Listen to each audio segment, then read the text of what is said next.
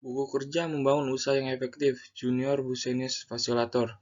Nama Danul Mintang dengan NIM 2210302161. Konsep bisnis model kanvas KWU 4. 1. Segmen pelanggan. Diutamakan penduduk dari Jakarta, wisatawan yang berada di Jakarta. Yang kedua, nilai atau solusi. Standar kualitas makanan, tempat yang cukup jauh dari keramaian, memberikan kesan sepi dan kondusif. Untuk mengerjakan tugas kerja, membuka training untuk menambah ketarikan pelanggan. Yang ketiga, komunikasi dan distribusi media sosial atau Facebook dan Instagram. Melakukan promosi, membuka acara opening dan disebarluaskan lewat media sosial. Yang keempat, tipe relasi dengan pelanggan, bantuan menggunakan media sosial, Gojek, Shopee Food, Reward. Yang kelima, aliran penghasilan, penjualan produksi makanan dan minuman, penyewaan ruang terbuka untuk Photoshop, penjualan gelas dengan mug. Yang keenam, sumber daya kunci. Sumber daya kunci fix bangunan, tanah, aset-aset membutuhkan karyawan sekitar 2-4 orang. Sumber daya finansial membutuhkan modal 40-60 juta.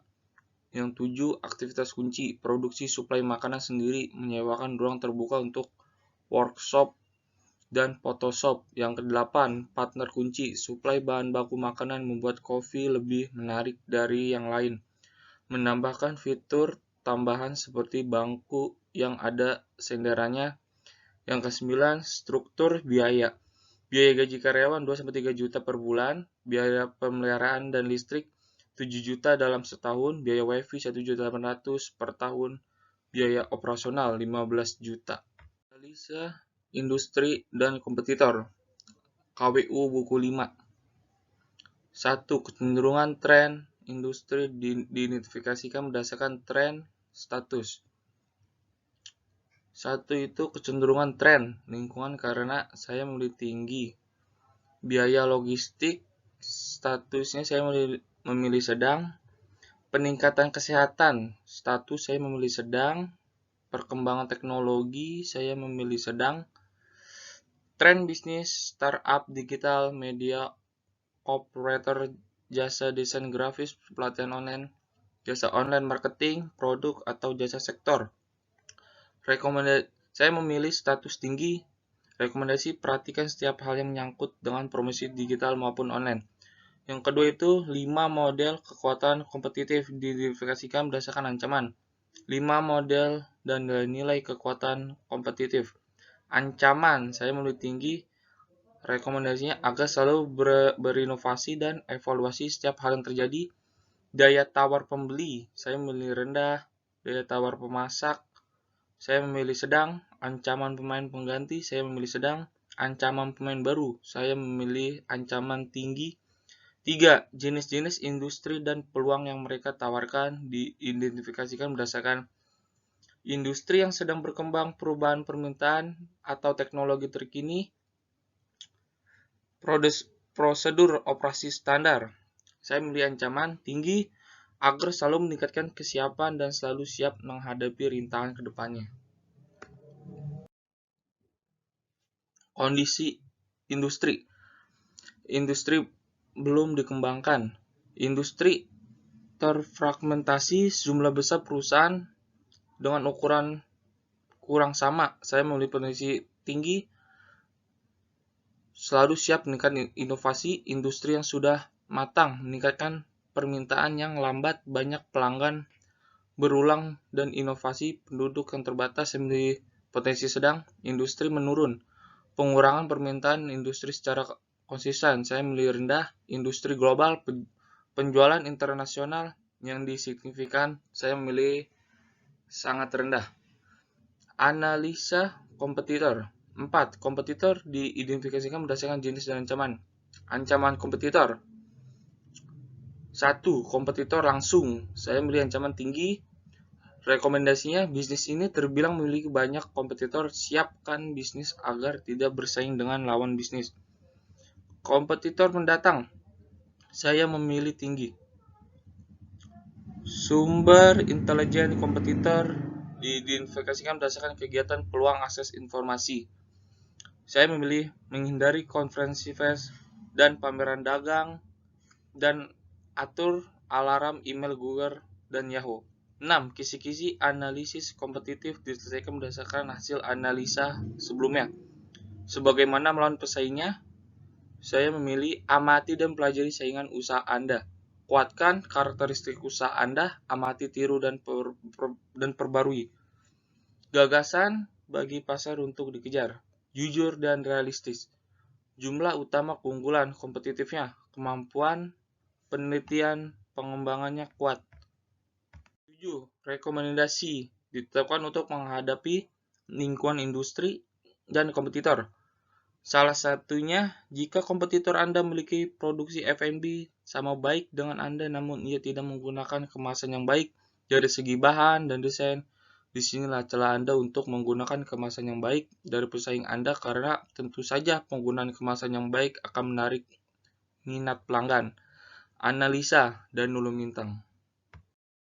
Buku kerja membangun usaha yang efektif. Kita lanjut ke buku kerja yang ke-6. Rencana bisnis business plan. Jasa atau konsultasi coffee shop. Deskripsi usaha diidentifikasikan berdasarkan hasil wawancara dengan klien. A. Data perusahaan. Nama usaha Kopi Gajah Duduk, tempat Pondok Kelapa, basis usaha Jakarta Timur. D. Bentuk usaha coffee shop. B. Data pengusaha, nama dan nol bintang, tempat dan tanggal lahir, Jakarta 19 Juni 2002, pendidikan SMK atau sedang menempuh pendidikan S1 manajemen perhotelan. Kualifikasi profesi, keterampilan berkomunikasi dengan orang, semangat untuk belajar, kemampuan untuk beradaptasi di lingkungan kerja, memiliki mindset yang fokus untuk detail pada produk yang telah kita pilih atau kita tentukan. C. Struktur organisasi. A. Pemimpin perusahaan dan nol bintang, bagian operasi produksi, menyajikan dan melayani pengunjung dengan tawaran kopi. C. Bagian jaminan mutu, mengkoordinasikan, mengendalikan, mengaudit, pemantauan. D. Alasan pemilihan bisnis. 1. Karena bahan bakunya mudah didapat dan terjangkau. Yang kedua itu peminat kopi di Indonesia cukup banyak. Yang ketiga itu suburnya biji-biji kopi di Indonesia beraneka ragam. Yang kelima itu modalnya tidak terlalu besar atau terjangkau. Lalu jika kita gigih dalam usaha ini, kemungkinan besarnya balik modalnya yang kita dapat akan cepat. Terus sangat diminati oleh kalangan generasi muda zaman sekarang, menjadi tren kekinian di era yang serba canggih dan modern. 2. Analisa pemasaran. A. Produk Kopi Gajah, lokasi atau distribusi Pondok Kelapa, Jakarta Timur, harga 10.000 sampai 35.000, promosi, manfaat media sosial, ikuti serta mengadakan event bagi-bagi produksi, kumpulkan data pelanggan, berikan intensif pada pelanggan, lakukan kegiatan amal, menggunakan barang promosi. Yang ketiga itu analisa operasional diidentifikasikan berdasarkan produk dan produksi. A. Desain produk. Nama produk atau jasa itu yaitu Kopi Gajah Duduk. Karakteristik produk atau jasa memiliki aroma dan cita rasa yang kuat dan cenderung pahit. Biji kopinya juga besar dibandingkan dengan kopi lain. Kopi Gajah ini berbuah pada sepanjang tahun, tahan terhadap hama, tidak mudah terkena penyakit, dan mudah dibudidayakan. 3. Manfaat produk. Meningkatkan energi, menurunkan berat badan, mencegah penyakit otak, melindungi hati, mengandung antioksidan, meningkatkan kualitas olahraga. Analisis peluang pasar dan pesaing. A. Analisis peluang pasar. Suatu proses riset yang dilakukan untuk mencari dan menemukan peluang bisnis terbaik berdasarkan evaluasi berbagai faktor seperti resiko bisnis sehingga analisis kompetitor, perilaku konsumen hingga kondisi politik dan ekonomi saat ini. B. Tingkat persaingan. Mencakupi pesaing saat ini dan pesaing potensial. Pemeriksaan strategi bisnis mereka, strategi korporat dan kompetitif jangka panjang termaksud dalam strategi bisnis. Mengenali peluang, ancaman, tujuan analisis pesaing adalah untuk mengidentifikasikan kelemahan pesaing dan membandingkan dengan strategi Anda sendiri. 5. Analisis keuangan. Untuk menilai kelangsungan usaha, stabilitas, profitabilitas, dan suatu usaha ataupun proyek, analisa keuangan dilakukan untuk seseorang yang profesional yang menyajikan laporan dalam bentuk rasio yang menggunakan informasi sebagai tersedia dalam laporan keuangan. 1. Rumah produksi 1, harga 10 juta, jumlah harga 10 juta, masa pakai 10 tahun, penyusutan 1 tahun, penyusutan per bulan 83 juta 500, mesin kopi, jumlah unitnya 1, harganya 20 juta, jumlah harganya 20 juta, masa pakai 10 tahun, penyusutan 300.000, penyusutan per bulan 22 juta. 3. Peralatan distribusi 40, unit 40, harga 1.500.000, jumlah harga 1.500, masa pakai 10 juta, penyusutan 15.000, penyusutan per bulan 500.000. Makanan, peralatan, unit 2, 200.000, 200.000. Ya, kita bisa lihat di sini dengan sendirinya. Inilah per bulan yang harus kita keluarkan dan keuntungan semuanya ada di sini semua, kayak transportasi, promisi, listrik. Nah, kita masuk yang ke-6, analisis SWOT. Dilakukan berdasarkan hasil analisa sebelumnya. A. Strike. Harga produk yang terjangkau, populer di kalangan anak muda, bahan baku yang tersedia, packingnya yang mudah dibawa dan praktis, konsep kedai kopi yang menarik, ketersediaan fasilitas lengkap, wifi, toilet, musola, alat pembayaran cashless, dan banyak promo. Weakness-nya itu brand awareness yang rendah, sarana promosi yang lebih maksimal, terutama bagi kedai kopi yang baru buka, kompetitor lainnya yang lebih kuat, lalu serta kurangnya juru barista atau karyawan. C. Opportunities. Membangun inovasi produk kopi baru, membangun hubungan pelanggan, menjawab permintaan pelanggan atau layanan misalnya di aplikasi online, membuka outlet di lokasi baru, permintaan pasar yang selalu meningkat.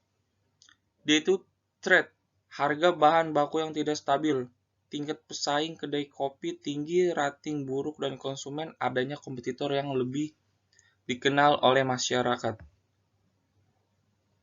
Kesimpulan, penelitian menunjukkan bahwa kedai-kedai kopi yang ada di Jakarta umumnya menggunakan promosi untuk meningkatkan omset sekaligus untuk brand atau merek kopi mereka di tengah masyarakat. Kegiatan promosi yang dilakukan mencakup semua kegiatan bauran promosi atau promotional mix, yaitu menggunakan iklan atau advertising yang banyak dijumpai di media cetak atau surat kabar, majalah, brosur, leaflet, dan media billboard.